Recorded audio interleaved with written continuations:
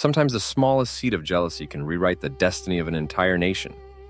Joseph had always felt that his life carried a mysterious glow, an unseen thread pulling him towards something greater than himself.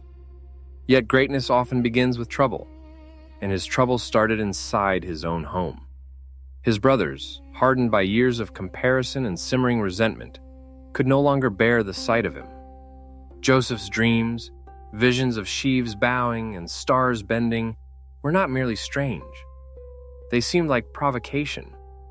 To them, he was a reminder of everything they were not. One scorching afternoon, when Joseph approached his brothers in the fields, the tension finally burst. "Here comes the dreamer," one hissed. Another tightened his jaw. The field stretched wide and silent, as though holding their breath. In a moment that would echo through generations, they seized him, tore off his special robe, and cast him into a pit. Their hearts pounded, some with fury, others with fear. But envy shouted louder than conscience. When a caravan of traders passed by, opportunity seemed to whisper to them. A quick exchange, a handful of silver, and Joseph, once their brother, became cargo bound for Egypt. The desert wind swallowed his cries. The brothers did not look back. But while Joseph's world collapsed, something unseen surrounded him. He did not travel alone. Though he stood as a slave in a foreign land, though strange tongues filled his ears and chains bruised his wrists, the presence of God followed him like a shadow that the sun cannot erase. In Egypt's shifting sands, Joseph would soon step onto a path he never imagined. Purchased by Potiphar, an Egyptian official, Joseph worked with diligence that surprised everyone. Everything he touched seemed to prosper. His integrity earned trust, and that trust lifted him higher. Yet even as success bloomed around him, storms gathered in secret hallways. A lie, a betrayal, and Joseph was thrown into prison, a place where hope usually went to die. But once again, the darkness could not dim what God had planted inside him. Even behind locked doors, Joseph rose. The warden noticed his wisdom. Prisoners sought his counsel. And dreams, those strange companions of his youth, returned with new purpose. 2 royal servants troubled by visions came to him. Joseph interpreted their dreams, not claiming credit for his insight, but pointing to God as the giver of meaning. One dream foretold restoration, the other judgment. Time proved him right, and though the surviving servant forgot Joseph for 2 long years, destiny had not forgotten him. In the palace, Pharaoh himself soon faced dreams that no one could explain, and the forgotten prisoner was about to be remembered. But what came next would not only change Joseph's life, it would shift the future of entire nations. And this is only the beginning. At the very heart of Egypt, where power shimmered like heat on the desert horizon, Pharaoh wrestled with nightmares. In 2 vivid dreams, the Nile birthed images of abundance swallowed by famine. Fat cows devoured by gaunt ones, healthy grain consumed by withered stalks.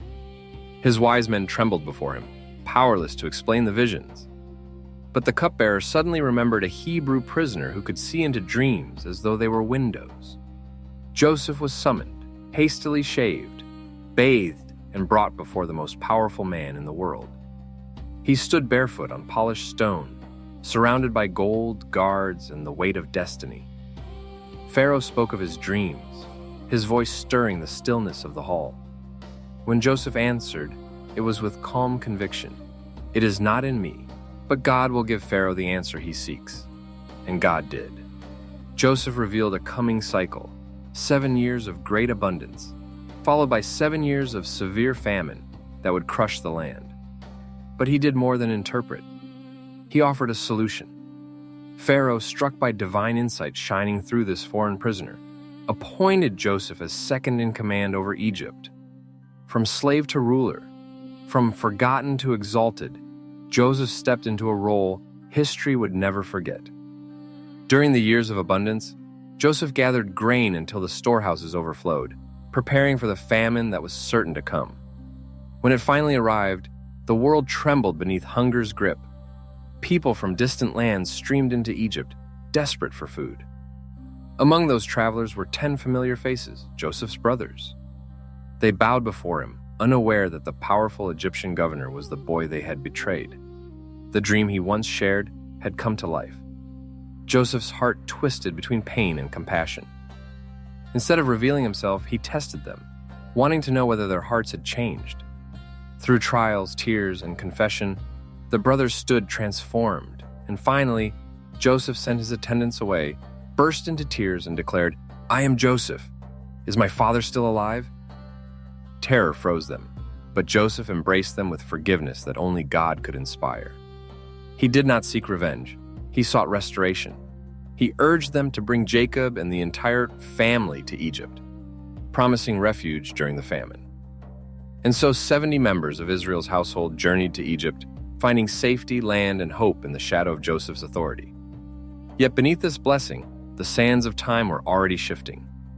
Egypt's favor would not last forever. Though the family flourished and multiplied, a future generation of Egyptians would rise, who knew nothing of Joseph and feared the growing strength of Israel. Their journey was far from over, and in the quiet unfolding of years, the stage was being set for a deliverer unlike any before. The descendants of Jacob settled in Goshen, a fertile region graced with rich soil and gentle waters. What began as a small group of 70 soon blossomed into a thriving people. Children's laughter filled the land, herds multiplied, and families grew into tribes. The Israelites carried Joseph's legacy not just in memory, but in their flourishing life.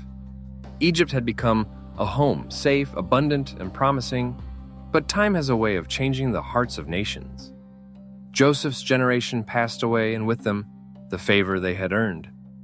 A new pharaoh ascended the throne, a ruler whose eyes were sharp with suspicion and whose heart knew no gratitude for the past. To him, the Israelites were not honored guests. They were a threat. Their numbers unsettled him. Their unity alarmed him. And their God, whom he could not command or understand, made him uneasy. Fearing their strength, he shackled their freedom. Taskmasters stormed into their villages, breaking peace with whips and demands. Fields that once yielded joy now echoed with cries of exhaustion. Mud pits filled with the groans of men forced to mold endless bricks. The Israelites became slaves, laborers crushed beneath the weight of a king's insecurity. But even under oppression, something miraculous continued to unfold. The more they were pressed down, the more they multiplied. Egypt watched in unease as a people beaten on the outside remained unbroken within. Determined to control what he could not understand, Pharaoh pushed further into cruelty. He crafted a decree that chilled every household. Every Hebrew baby boy was to be thrown into the Nile. It was a desperate attempt to silence a destiny he sensed but could not comprehend. However, what Pharaoh feared was not Israel's strength, it was their future. For among the Hebrew infants marked for death, one child would soon emerge carrying a purpose so vast that Egypt itself would tremble. But before that child could rise, the past still lingered, whispering its unfinished stories. In quiet homes lit by dim lamps, elders retold the journey of Joseph, how God guided him through betrayal, slavery, and imprisonment to a place of unimaginable influence. They reminded their children that even in the darkest valleys, God had not forgotten them. Their history was a promise wrapped in memory, and yet even they could not see how their suffering was weaving into something larger. Their cries for deliverance were rising, and heaven was listening. Somewhere along the Nile, in a small home hidden from soldiers' eyes, a mother held her newborn son, trembling with both fear and faith. She did not know it yet, but her act of courage would open the next chapter of Israel's story, one that would shake kings and split seas. And so the stage was set for the arrival of a man whose name would echo through eternity. The night was still, but the air was heavy with danger. Hebrew mothers clutched their babies tightly, listening for the footsteps of soldiers. Pharaoh's decree left no room for mercy. Every Hebrew boy must die. Yet in one humble home, amid whispered prayers and stifled sobs, a woman named Jochebed refused to surrender her child to despair. For 3 months, she hid her infant son, shielding him from the world's cruelty. But babies grow, and their cries cannot be forever silenced. When she could no longer hide him safely, faith compelled her to act with unimaginable bravery. She crafted a basket coated with pitch, a fragile vessel carrying her hope, her fear, and everything she cherished. Placing her child inside, she set the basket gently upon the Nile, the very river meant to claim his life. Yet the water that destroyed others became his path to destiny. The river carried him not toward death, but toward purpose.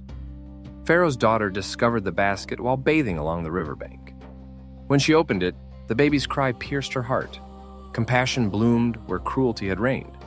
She chose to raise the Hebrew child as her own, naming him Moses, drawn out of the water. Ironically, the very household destined to destroy Israel had unknowingly nurtured the one who would one day deliver them. Years passed, and Moses grew up amid marble halls and royal instruction. Yet the call of his people echoed within him, persistent and unyielding. One day, witnessing the brutal beating of a Hebrew slave, Moses intervened, and in a moment of fury, he struck down the Egyptian. The act forced him into exile, fleeing Egypt for a land of wilderness and solitude. But exile does not silence destiny.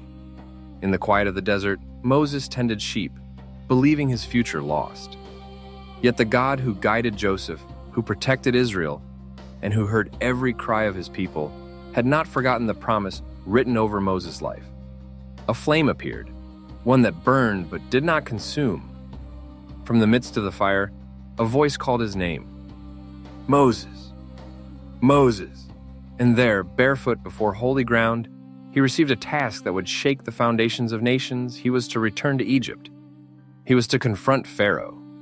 He was to lead God's people out of slavery. The story of Joseph had opened the door to Egypt. Now Moses would lead them out.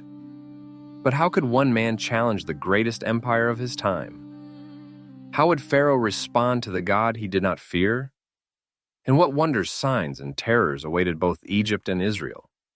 The answers lie in the miraculous journey yet to unfold, a story of plagues, deliverance, and a freedom written by the hand of God himself.